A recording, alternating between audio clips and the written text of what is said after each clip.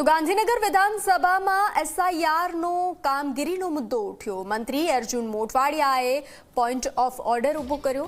ચૂંટણી પંચ સ્વાયત્ત સંસ્થા તેની ચર્ચા અહીં ન થઈ શકે તેવી વાત મોઢવાડિયાની સામે આવી। કોંગ્રેસે ગૃહમાં ચર્ચા કરવા માટે માંગણી ઉઠાવી છે। પોઈન્ટ ઓફ ઓર્ડર પર વિધાનસભા અધ્યક્ષનો આદેશ। તંત્રની કામગીરી પૂરતી એસઆઈઆરની ચર્ચા કરવા મંજૂરી। ચૂંટણી પંચ તથા મોડલ કોડ ઓફ કન્ડક્ટ પર ચર્ચા ન કરવા સૂચના આપવામાં આવી છે। તો પોઈન્ટ ઓફ ઓર્ડર પર વિધાનસભા અધ્યક્ષનો આદેશ સામે આવ્યો।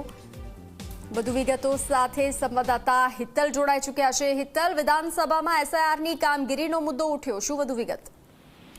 જી ચોક્કસ એવું કહી શકાય કે વિધાનસભા ગૃહમાં પૂરક વિનિયોગ વિધેયક ઉપરની માગણીઓ ઉપર જે કાપ દરખાસ્ત હતી એના સંદર્ભમાં આખો મુદ્દો ઉપસ્થિત થયો હતો। ચૂંટણી પંચની કામગીરીને કારણે સરકારને જે વધારાનો ખર્ચો થયો તે વહીવટી ખર્ચને મંજૂરી આપતો આ વિધેયક હતું અને તેમાં મુદ્દો ઉપસ્થિત થયો હતો। ક્યાંક ને ક્યાંક જોવા જઈએ તો અર્જુન મોઢવાડિયા દ્વારા પહેલા તો પોઈન્ટ ઓફ ઓર્ડર ઉપસ્થિત કરવામાં આવ્યો હતો અને ચૂંટણી પંચ સ્વાયત્ત સંસ્થા છે અને એ સંસ્થાની કોઈ ચર્ચા વિધાનસભા ગૃહમાં ન થઈ શકે એ પ્રકારનો તેઓએ પોઈન્ટ ઓફ ઓર્ડર ઉપસ્થિત કર્યો હતો। સ્વાભાવિક છે કે તેમાં રમણ વોરાએ પણ સૂર પુરાવ્યો હતો। જો કે સામેની સાઈડે શૈલેષ પરમાર અને અમિત ચાવડા સહિત કોંગ્રેસના ધારાસભ્યોએ પણ સ્પષ્ટ કર્યું હતું કે જ્યારે વિનિયોગ વિધેયક દાખલ થઈ ચૂક્યું છે ગૃહમાં ત્યારે આ મુદ્દા પર ચર્ચા થવી જોઈએ।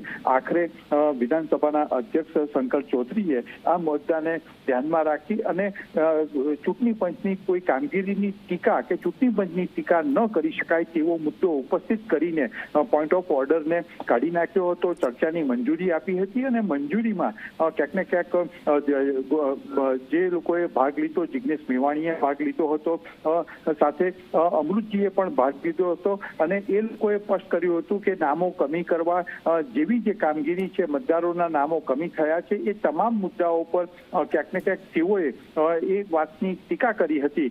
જો કે તેના જવાબમાં કદુભાઈએ સ્પષ્ટ કર્યું હતું કે જે કામગીરી છે અને નામો કમી થયા છે એ ચૂંટણી પંચની કામગીરી અંતર્ગત નામો જે કમી થયા હતા એની પણ ચકાસણી ચૂંટણી પંચ દ્વારા કરવામાં આવી છે, એટલે ક્યાંય કોઈ મતદારોને અન્યાય થયો હોય એ મુદ્દો નથી, એટલે આખો મુદ્દો ગૃહમાં ચર્ચાયો હતો। જી હિતલ, જાણકારી સાથે જોડાવા બદલ આભાર।